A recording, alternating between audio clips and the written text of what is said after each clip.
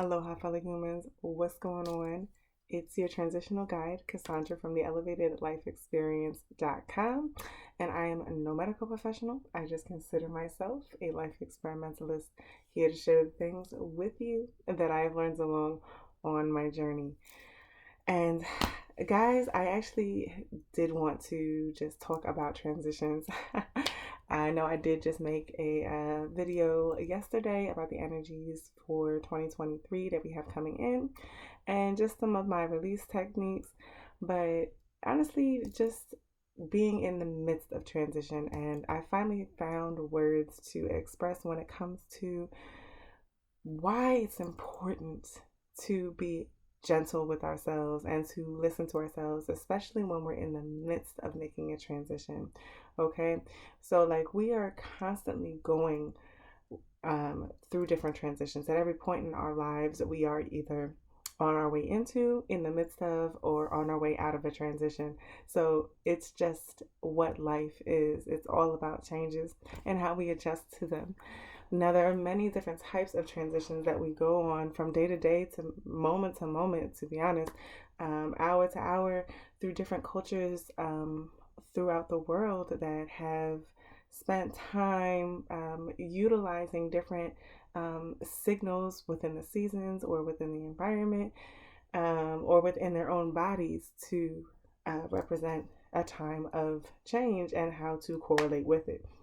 But now there's a reason why we don't just go straight from fall, why we don't go straight from winter to summer, right? We have to have spring and fall, which are those transitional seasons. But even still going from those transitional seasons, we still need to transition into the transitional seasons.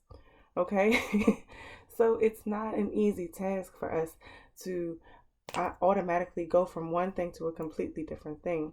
It's just as the same thing as when it comes to a caterpillar, right? When a caterpillar goes inside of its cocoon, it's in there, it goes in, it crawls in, okay?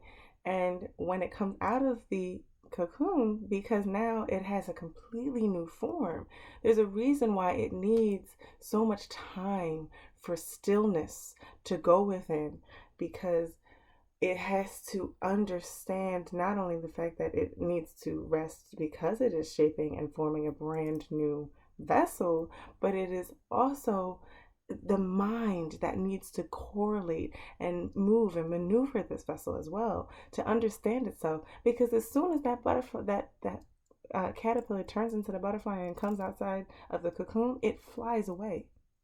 There's nothing to teach it. It knows to fly. So there's transition. So when we go through these transitions, like right now personally, I normally do minimum of 2 hours exercise every day.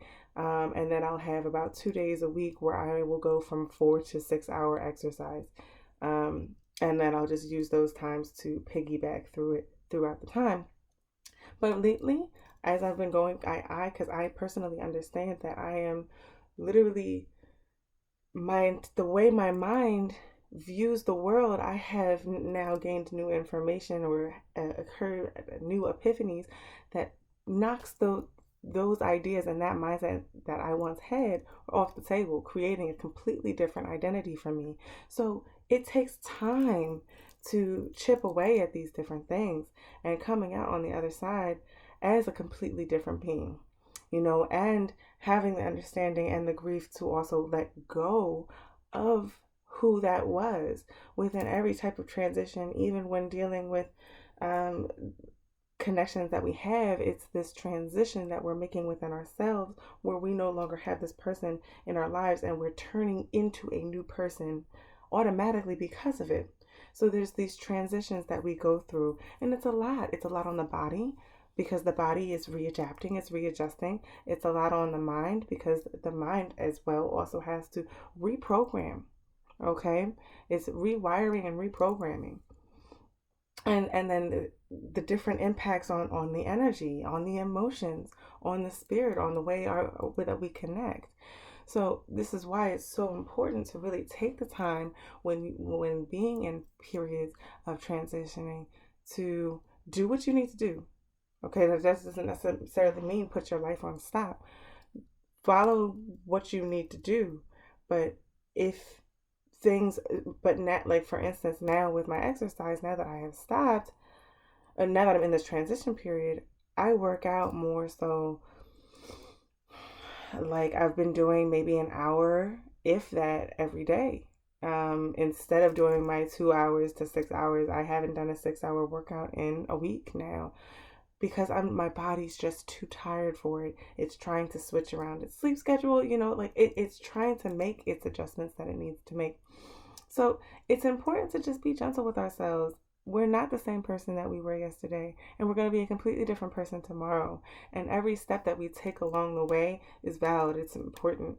And it's important to be aware of how we are maneuvering ourselves during this process as well, so that we understand the changes that we really need to make so that we have more of a complete transition within ourselves.